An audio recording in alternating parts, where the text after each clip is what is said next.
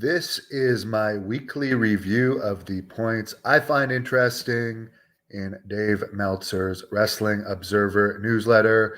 And I'll throw in some other news while I'm at it because it came out today that Logan Paul, after having two matches, is going to get a title shot against Roman Reigns at WWE's next Saudi Arabia pay-per-view.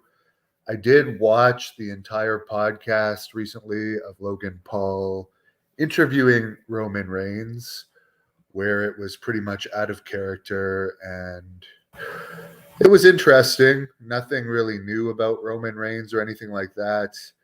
He didn't discuss much that wasn't already known, but it's interesting that they're going to put this match out already, given Logan Paul's limited experience. However, he has probably done practice matches before, and I'm sure this will not be a call it in the ring type match. It'll probably be a practice match where Paul won't be exposed.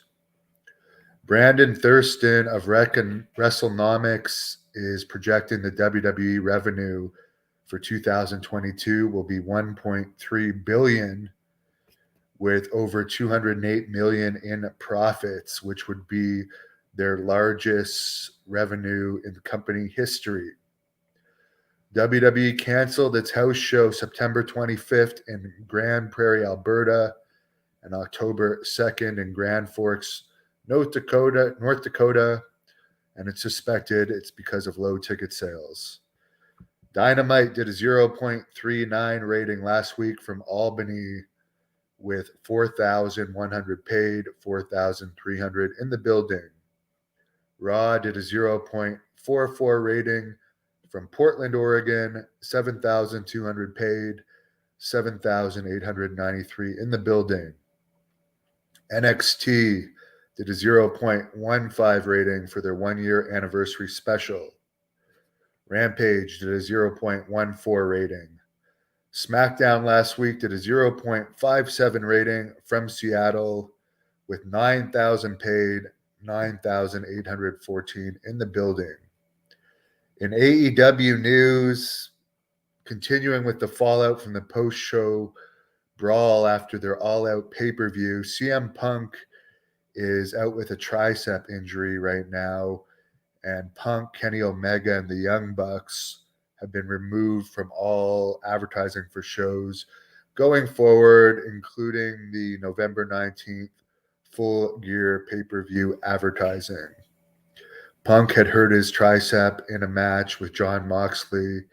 It seems that he's very injury prone because he just came back from another injury and he's injured again.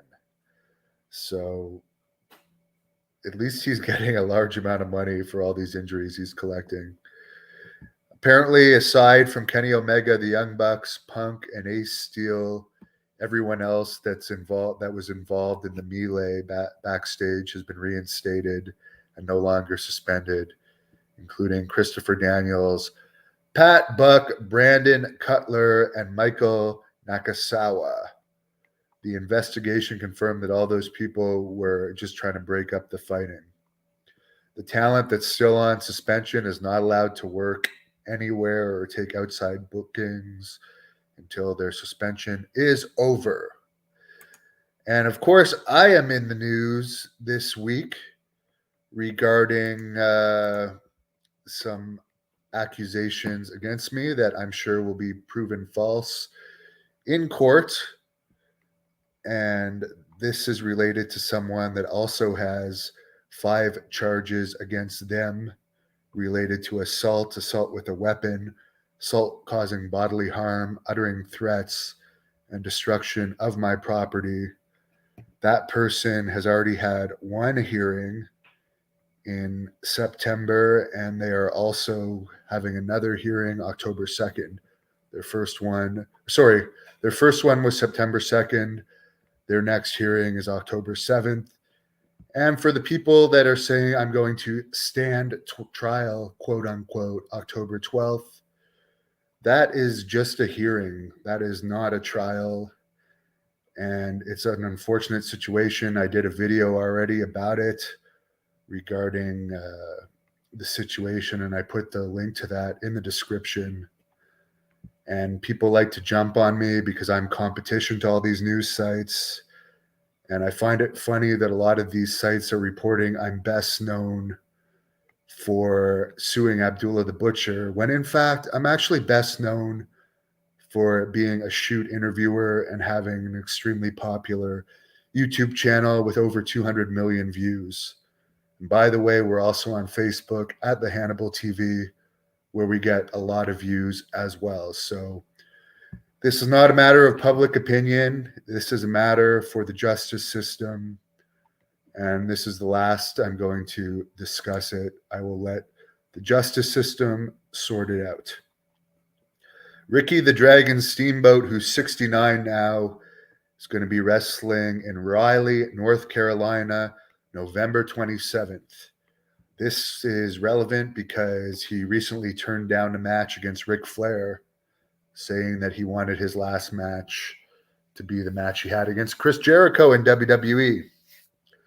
EC3 announced that his Control Your Narrative promotion has canceled their upcoming tour, which is expected, I would say, as from the pictures I saw of their previous events, it didn't look like they were drawing that well.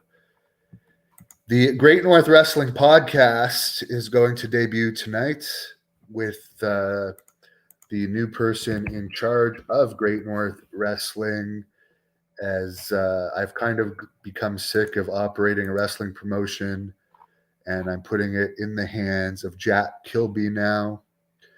And he's going to have a weekly podcast Sunday nights at 8 p.m. on this channel. His guest this week will be Papa Stro, who was the maestro in WCW, and there will be fan questions in that podcast. So we invite you all to tune in, and please subscribe to this channel, The Hannibal TV. Follow us on Facebook and Instagram at The Hannibal TV as well. And check out the interview I did with the Brooklyn Brawler yesterday. It was excellent. And this coming week, I will be interviewing Marty Jannetty. Thank you for watching the Hannibal TV. Please like this video if you enjoyed it, and click the subscribe button to not miss any of our latest shoot interviews, match videos, or news updates.